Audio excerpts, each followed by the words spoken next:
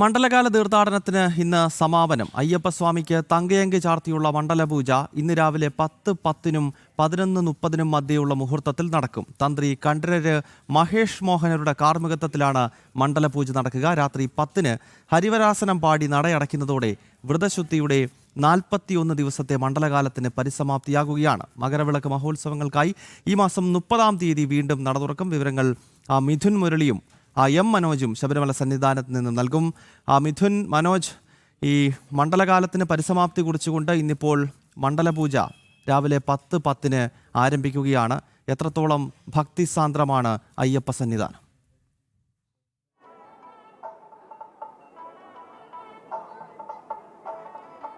ഗൗതം, സ്വാമി ശരണം. ഭക്തിയുടെ പാരമ്യത്തിലേക്ക് സന്നിധാനം എത്തുന്ന നിമിഷങ്ങളാണ്.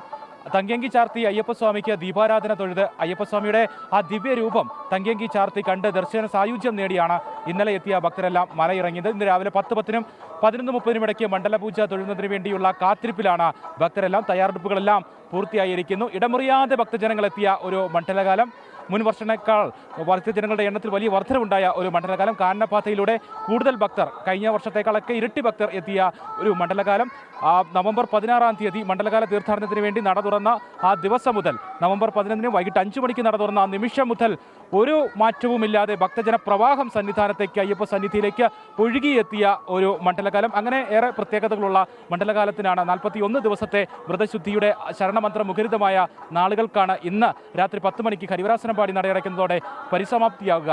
ഭക്തിയുടെ പാരമ്യത്തിലേക്ക്, ഏറ്റവും നിർവൃതിയിലേക്ക് ആ ഭക്തർ എത്തുന്ന ആ നിമിഷങ്ങൾ ആണ് ഈ സന്നിധാനത്ത് നിന്നും നമുക്ക് കാണാൻ കഴിയുന്നത് എന്നുള്ളതാണ്.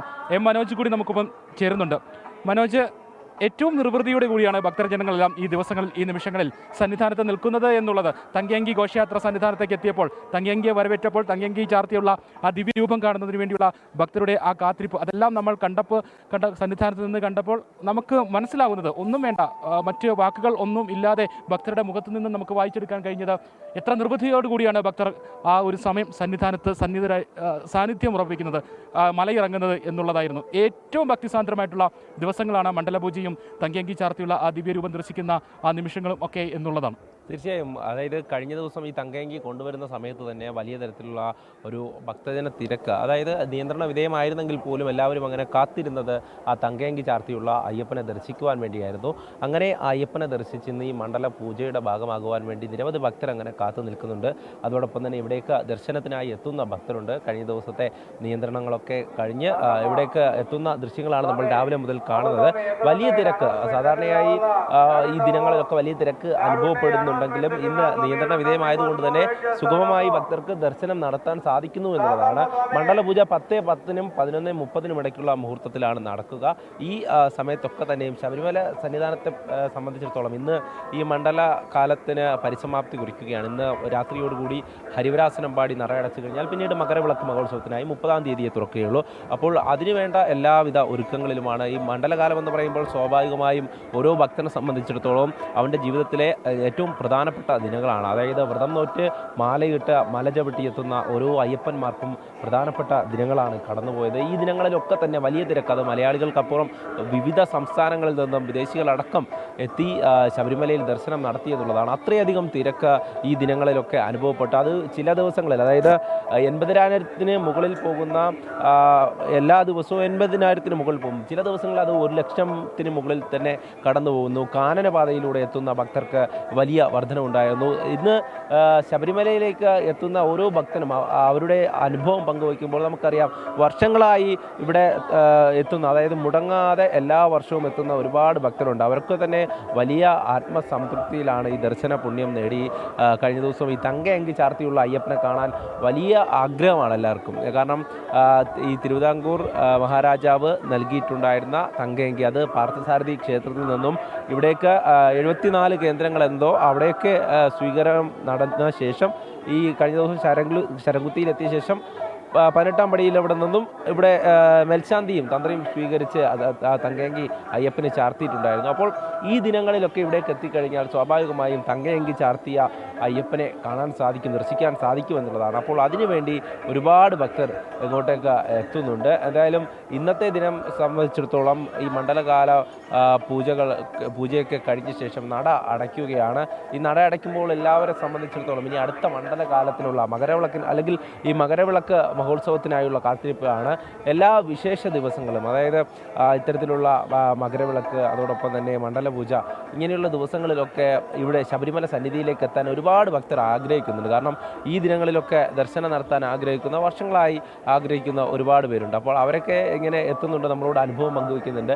എന്തായാലും ശബരിമല സന്നിധാനത്തേക്ക് ഉള്ള ഓരോ അയ്യപ്പ ഭക്തരുടെയും യാത്ര എന്ന് പറയുന്നത് വലിയ തരത്തിലുള്ള ഒരു അനുഭവമാണ്. അവരുടെ ജീവിതത്തിൽ ഏറ്റവും കൂടുതൽ പ്രാധാന്യമുള്ള ഒരു യാത്ര, ജീവിതത്തെ ഏറ്റവും കൂടുതൽ മുന്നോട്ട് നയിക്കുവാനുള്ള ഒരു ഊർജം പകരുന്ന ഒരു യാത്രയാണ്. അതുതന്നെയാണ് ശബരിമല സ്വാമി അയ്യപ്പൻ്റെ ആ ഒരു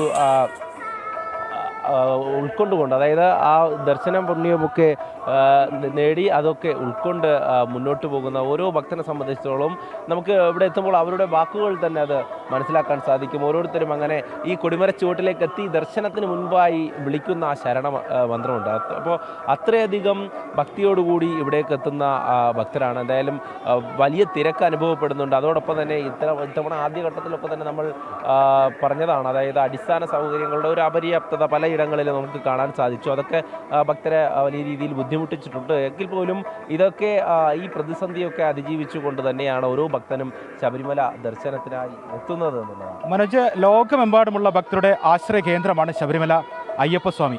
ആഗോള തീർത്ഥാടനമാണ് ഈ മണ്ഡലകാലത്ത് 41 ദിവസവും നടക്കുന്നത്. അതിനുശേഷം മക്കളൊക്കെ തീർത്ഥാടന കാലത്തും നടക്കുന്നത്. പക്ഷേ ഈ മണ്ഡലകാലത്തും നമ്മെ ഓർമ്മിപ്പിച്ച ഒരു കാര്യം മനോജ് നേരത്തെ സൂചിപ്പിച്ചതുപോലെ അടിസ്ഥാന സൗകര്യങ്ങളുടെ പ്രശ്നങ്ങളാണ്. ഇത്രയും ദിവസം ശബരിമല സന്നിധിയിൽ ഉണ്ടായിരുന്ന ഒരു ആൾ എന്ന നിലയിലും ഭക്തർ നേരിടുന്ന പ്രശ്നങ്ങൾ നേരിട്ട് കണ്ടതാണ്. അതെല്ലാ തീർത്ഥാടന കാലത്തും ആവർത്തിക്കുന്നുണ്ട് എന്നുള്ളതാണ്. ഈ മണ്ഡലകാലം അവസാനിക്കുമ്പോൾ 41 ദിവസം പൂർത്തിയാകുമ്പോൾ ഇനിയുള്ള അടുത്ത തീർത്ഥാടന കാലത്തെങ്കിലും ചില മാറ്റങ്ങൾ വേണം എന്നുള്ളതാണ് അധികൃതരോട് ഓർമ്മിപ്പിക്കാനുള്ളത്. എല്ലാ മണ്ഡലകാലത്തും നമ്മൾ ആ കാര്യങ്ങൾ കാണുന്നതാണ്, ആവർത്തിക്കുന്നതാണ്. ആവർത്തിക്കപ്പെടുന്ന പ്രശ്നങ്ങൾ അത് അതേപടി തന്നെ നിലനിൽക്കുന്നു എന്നുള്ളതാണ്. ഇനി ഒരു വർഷത്തെ മുന്നൊരുക്കത്തിനുള്ള സമയമുണ്ട്, മാറ്റങ്ങൾ കൊണ്ടുവരാം. അത് ഇനിയെങ്കിലും അടുത്ത തവണ മകരവിളക്ക് തീർത്ഥാടനം തുടങ്ങുമ്പോൾ എങ്കിലും ഈ ഭക്തർ നേരിടുന്ന ബുദ്ധിമുട്ടുകൾക്ക്, പ്രശ്നങ്ങൾക്ക് ലോകമെമ്പാടും അയ്യപ്പൻ്റെ സന്നിധിയിലെത്തുന്ന ഭക്തർക്ക് സുഗമമായ ദർശനം സാധ്യമാകുന്ന, സുഗമമായ സൗകര്യങ്ങൾ ഏർപ്പെടുത്തുന്നതിനുള്ള കാര്യങ്ങളുമായി അധികൃതർ മുന്നോട്ട് പോകണം. ദേവസ്വം ബോർഡും സർക്കാരും മുന്നോട്ട് പോകണം എന്നുള്ള ഒരു ആവശ്യമാണ് നമുക്ക് മുന്നോട്ട് വെക്കാനുള്ളത് എന്നുള്ളതാണ്. എന്തായാലും തിരക്കിൻ്റെ ദിവസങ്ങളായിരുന്നു. ഈ മണ്ഡലകാലത്ത് അനുഭവപ്പെട്ട ഒരു കാര്യം, മണ്ഡലകാലം തുടങ്ങിയ ആ ദിവസം മുതൽ തിരക്ക് ഉണ്ടായിരുന്നത് എന്നുള്ളതാണ്. സാധാരണ മുൻ വർഷങ്ങളിൽ മകരവിളക്ക് തീർത്ഥാടനം തുടങ്ങുന്ന ആ ദിവസം മുതൽ അഭൂതപൂർവമായ തിരക്ക്, മണ്ഡലകാലത്തേക്കാൾ കൂടുതൽ തിരക്ക് മകരവിളക്ക് തീർത്ഥാടന കാലത്ത് അനുഭവപ്പെടാറുണ്ട്. പക്ഷേ ഇത്തവണ മണ്ഡലകാല തീർത്ഥാടനം ആരംഭിച്ച ആ ദിവസം മുതൽ വലിയ തിരക്ക് അനുഭവപ്പെട്ടതുകൊണ്ട് തന്നെ മകരവിളക്ക് തീർത്ഥാടന കാലത്ത് ഇനി അടുത്ത ഘട്ടത്തിൽ വലിയ തിരക്ക് അനുഭവപ്പെടാനുള്ള ഒരു സാധ്യതയുണ്ട് എന്നുള്ള വിലയിരുത്തലും ഉണ്ട്. ഗൗതം. ഓക്കെ മനോജ്, അതുപോലെ തന്നെ മിഥുൻ മുരളി രണ്ടുപേരും അവിടെ തുടരുന്നുണ്ട് കുറച്ച് ദിവസങ്ങളായി. മാത്രമല്ല നമുക്ക് ഇന്നത്തെ ഏറ്റവും പ്രധാനപ്പെട്ട ദൃശ്യങ്ങളെന്ന് പറയുന്നത് മണ്ഡലപൂജയുമായി ബന്ധപ്പെട്ടുള്ളതാണ്.